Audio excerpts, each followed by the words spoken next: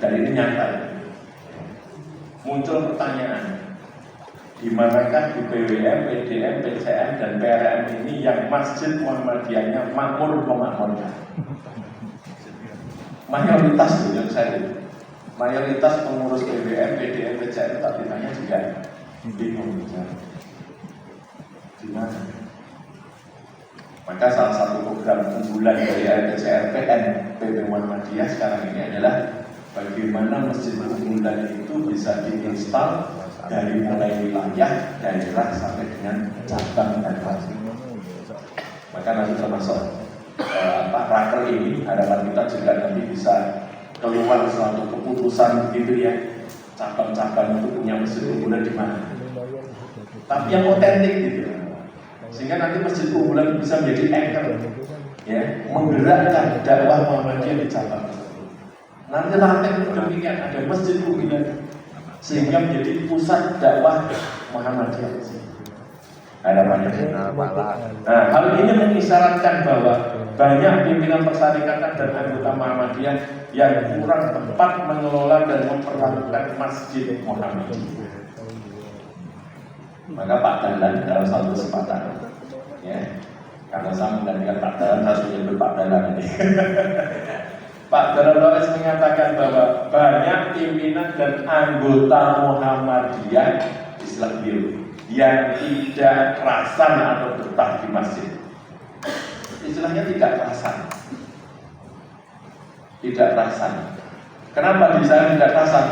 Berhusnuzon bahwa sebetulnya banyak warga Muhammadiyah yang ke masjid, tetapi di masjidnya itu tidak lama. Bahkan setelah sholat waktu selesai sudah lepas langsung keluar. Gak kasar di masjid.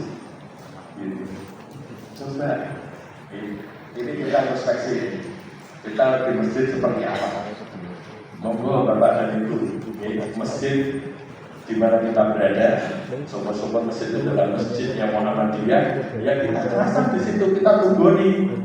Dan sampai kemudian masjid itu enggak kita tunggoni di tunggoni yang lain, baru kita jadilah. Gimana coba gitu? Baru kita jadilah gitu. Ampun. Monggo kami insya Allah, kalau kita ini punya masjid, kemudian kita kerasan di situ, insya Allah kita punya semangat jiwa untuk mengelola masjid dengan baik.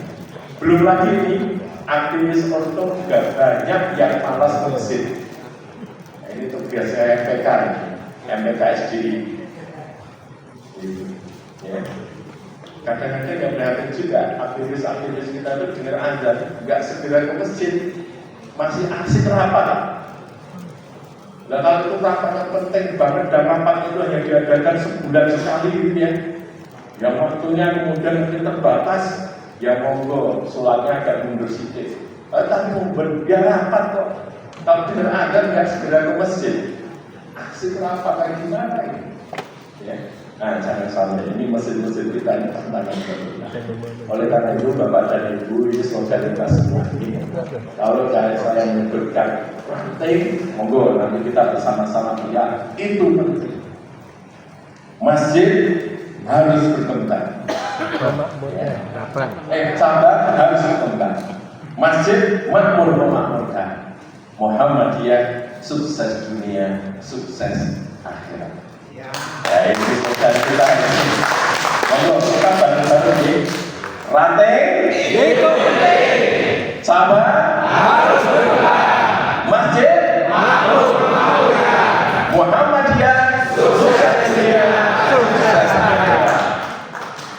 Ya, pertanyaan. Bapak dan Ibu, ini pentingnya dakwah yang menggembirakan. Ya kita dalam dakwah, mari kita berusaha agar ya jamaah kita bergembira, kita pun juga bergembira.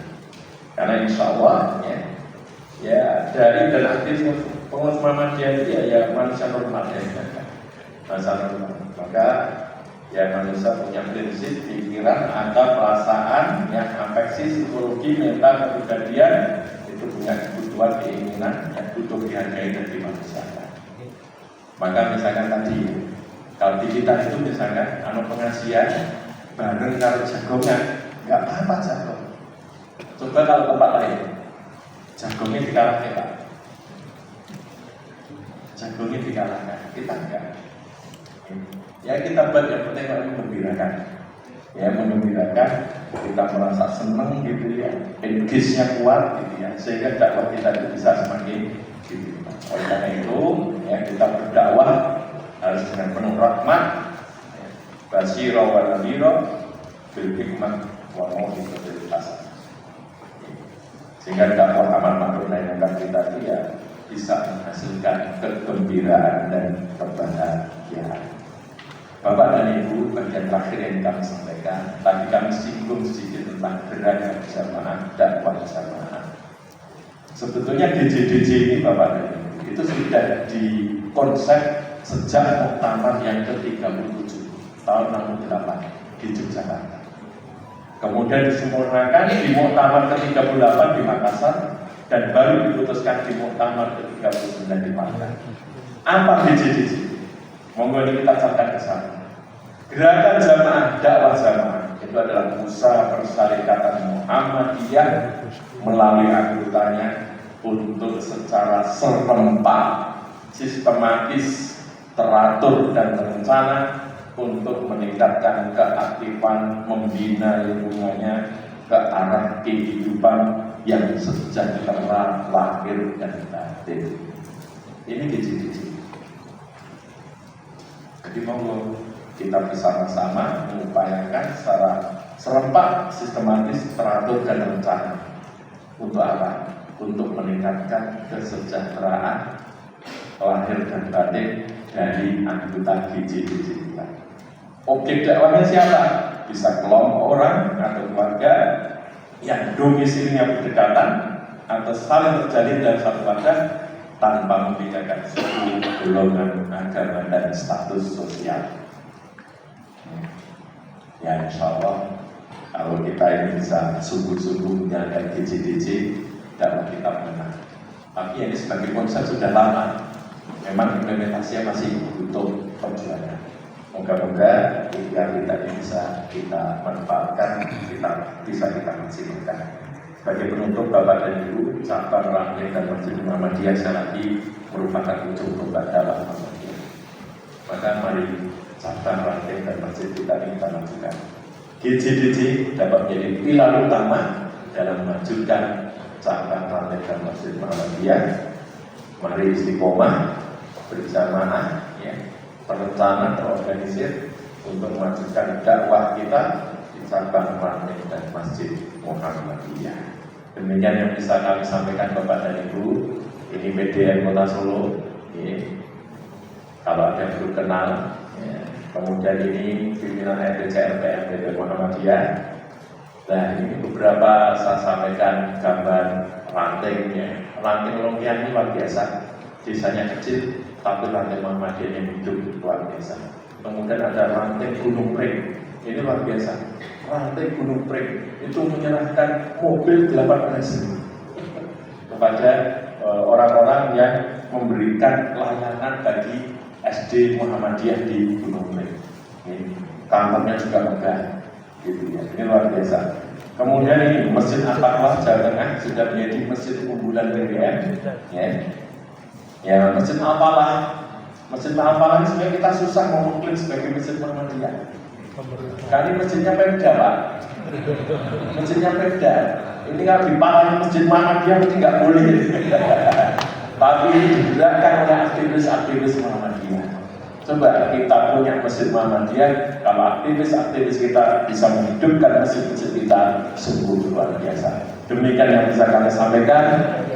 Mewakili PDN Kota Surakarta, marilah rangkaian ini kita buka dengan basmalah.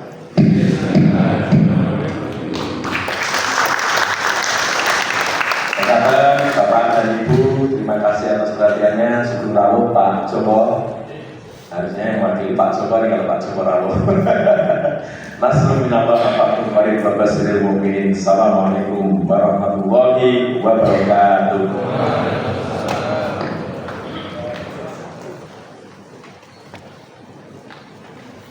Luar biasa, terima kasih atas materi yang telah dipaparkan oleh Bapak Profesor Dr. Muhammad dari MSI. Tak kalah menarik Bapak Ibu hadirin sekalian, pada kesempatan kali ini kita akan memiliki 5 materi yang tak kalah luar biasa juga. Sedikit saya sampaikan.